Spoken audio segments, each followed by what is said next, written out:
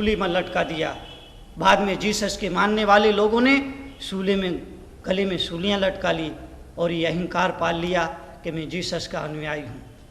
सूली पर गला लटकाने का इतना ही मतलब कि अपने अहंकार को सूली पर लटका देना, अपने अहम को सूली पर लटका देना, अपने मैं को सूली पर लटका देना। लेकिन हमने अपने अहंकार को तो सूली पर नहीं लटकाया, अभी तो गले में सूली डाल करके ये एक अहंकार जरूर पाल लिया कि हम जीसस के अनुयायी हैं, हम क्राइस्ट के अनुयायी हैं। लगभग यही दुर्घटना राम के मानने वाले लोगों के जीवन के साथ घटी। राम चदरिया ओढ़ करके लोगों ने मान लिया कि हमने राम का आशीष प्राप्त कर लिया। ओढ़ना था राम को, ओढ़ना था राम की मर्यादा को, ओढ़ना था राम के आचरण को, ओढ़ना था राम के संयम को, ओढ़ना था राम की प्रतिज्ञा को, ओढ़ना था राम के चरित्र को। लेकिन हम राम की मर्यादा ना ओढ़ सके, राम की चर्या ना ओढ़ सके, राम का संयम ना ओढ़ सके, राम की प्रतिज्ञा ना ओढ़ सके, राम जैसा आचरण ना ओढ़ सके। अभी तो राम चदरिया ओढ़ करके हमने ये अहंकार पाल लिया कि राम की आराधना हमने कर ली और राम के सही मायने में हम भक्त बन गए, अनुयायी बन गए। मान्यवर, मेरी सब लोगों से गुजारिश है बड़ी विनम्रता के साथ कि महावीर की जय घोष करने से कोई जैन नहीं होता। जैन एक धर्म नहीं है, जैन एक जाति नहीं है, जैन एक जीवन शैली है, जैन एक आचरण है, जैन एक जीवन की विधा है। जैन और हिंदू केवल किसी धर्म का प्रतिनिधित्व करने वाले शब्द नहीं हैं। हिंदू के मायने होता है जो हिंसा ना होने दूं। हिंदू अपने आप को कहता है, वो हिंदू इसीलिए कहता है कि हिंदू अहिंसा पर विश्वास रखता है, करुणा पर विश्वास रखता है, अहिंसा और करुणा मूलक जीवन सिद्धांतों को स्वयं जीता है और सारी दुनिया में उसको प्रचारित करता है। इसलिए हिंदू का मायने होता है कि जो कहे कि मैं हिंसा ना होने दूं, वो है हिंदू। यानी जो हिंसा से दूर रहता है वो हिंदू हुआ करता है। जो अपनी इंद्रियों को जीतता है, अपने मन को जीतता है, अपने आप को जीतता है, वो जैन होता है। और जो ईश्वर का प्यारा होता है वो ईसाई होता है। जो अपने गुरु का शिष्य होता है वो सिख होता है। और जो बोधि को उपलब्ध हो जाता है वो बौद्ध हो जाता है। और जो संसार के पार जो ईश्वर है उसे देख लेता है वो पारसी माना जाता है। कितने प्यारे शब्द चुने हैं, कितने सार्थक शब्द चुने हैं। हिंदू, जैन, मुस्लिम, सिख, ईसाई, ये शब्द किसी जाति का प्रतिनिधित्व नहीं करते हैं, अपितु एक आचरण का प्रतिनिधित्व करते हैं, एक जीवन शैली का प्रतिनिधित्व करते हैं, एक चिंतन और चर्या का प्रतिनिधित्व करते हैं।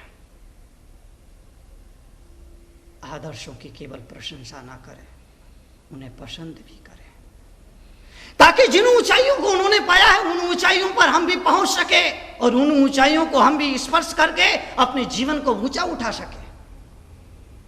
दुनिया ने उसे सिर पर बिठाया है जिसने अपने जीवन, अपने चरित्र को ऊंचा उठाया है। दुनिया में उससे पूजा गया है, दुनिया में उसकी अर्चना हुई है, दुनिया में उसकी सम्मान की भावना जगी है उसके प्रति, जिसने अपने चरित्र को ऊंचा उठाया है, अपने आचरण को ऊंचा उठाया है। मैं ये नहीं कहता हूं कि सब धर्म के आदमी एक हो जाएं, सारे संप्रदाय एक हो जाएं। सारे संप्रदाय एक नहीं हो सकते हैं, लेकिन कम से कम हम एक दूसरे के प्रति कटुता का भाव ना रखें, एक दूसरे के प्रति ज्वेलसी की भावना ना रखे, एक दूसरे को देख कर के ईर्ष्या ना करे, एक दूसरे को देख कर के मन में बुरे भाव ना लाए।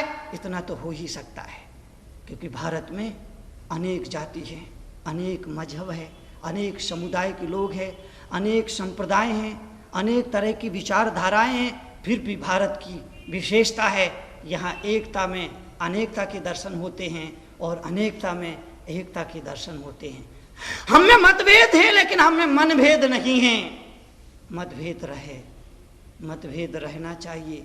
मतभेद रहने से कोई संसार को, कोई देश को कोई खतरा पैदा नहीं होता है, लेकिन जब मनभेद होता है तो देश को और समाज को और परिवार को और धर्म को सभी के सिर पर खतरे मंडराने लगते हैं। मतभेद हो सकता है, मतभेद रहे कोई बात नहीं है, लेकिन मनभेद नहीं रहना चाहिए, मन में कोई भेद नहीं होना चाहिए। मकान में दीवार खड़ी हो जाए तो कोई बात नहीं है, लेकिन मन में दीवार खड़ी नहीं होने चाहिए।